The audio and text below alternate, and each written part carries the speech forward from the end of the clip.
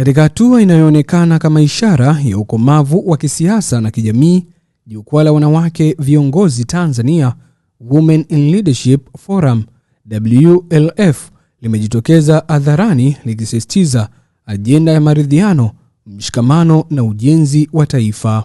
Akizungumza leo jijini Dar es Salaam, kiongozi wa jukwaa hilo Dr. Evelyn Munice, ambaye alikuwa mgombea mwenza kupitia chama cha NCCR Mageuzi katika uchaguzi mkuu wa mwaka 2025, amesema Tanzania inahitaji zaidi mazungumzo kuliko migawanyiko na zaidi kusikilizana kuliko kushindana kwa misimamo mikali.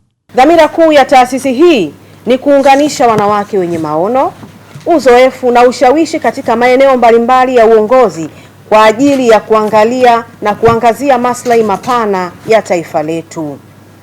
Waasisi wake ni wanawake walioshiriki katika uchaguzi mkuu wa mwaka 2025 kuwania nafasi za uraisi na makamu wa rais wa Jamhuri ya Muungano wa Tanzania kutoka katika vyama mbalimbali vya siasa vyenye usajili wa kudumu.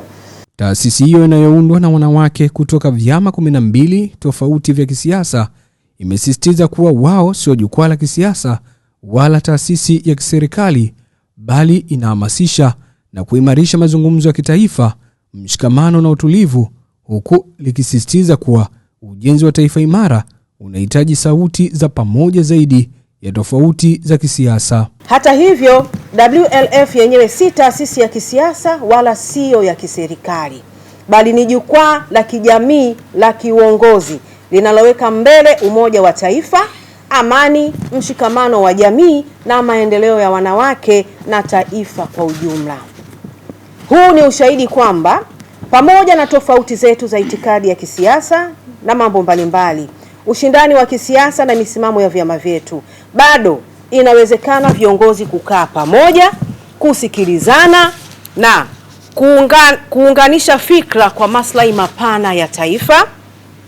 Kwa maana hiyo, Women in Leadership Forum ni jukwaa la kuwaunganisha wanawake bila kujali tofauti za kiitikadi, kwa lengo la kujenga mshikamano na ushirikiano bila kujali tofauti yoyote, kwa kujenga ushirikiano mpana katika masuala mtambuka pasipo kujali tofauti zetu.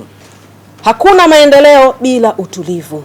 Hakuna uwekezaji bila kuaminiana. Hakuna ustawi wa jamii bila amani. Na hakuna kesho salama ya taifa bila busara ya leo.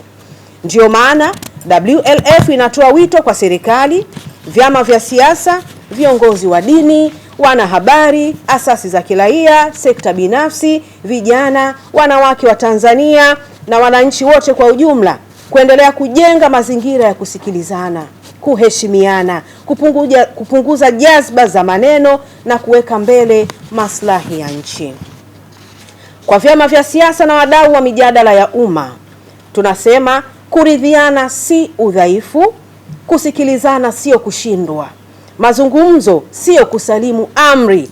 Huo ndio ukomavu wa taifa linalojitambua. Naitwa Aza Haji Suleiman, ni naibu katibu mkuu wa chama cha Makini visiwani Zanzibar, lakini pia niligombea nafasi ya makamu wa rais Jamhuri ya Muungano wa Tanzania kupitia tiketi ya chama changu hicho, chama cha Makini.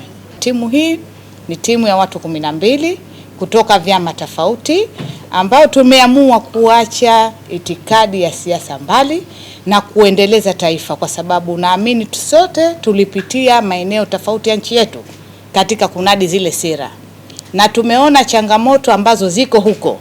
Ndio maana tukaona baada ya siasa tusiishie pale, tuungane kwa pamoja na kuweza kuwafikia ama kuisaidia serikali kuweza kuwafikia wale walengwa kule waliko.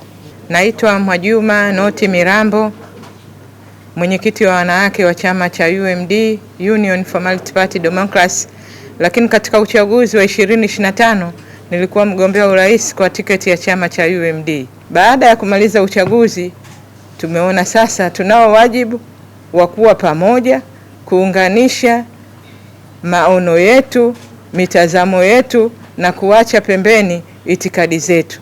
Kwa maana wote ni Watanzania na dhumuni kubwa ilikuwa ni kuijenga Tanzania.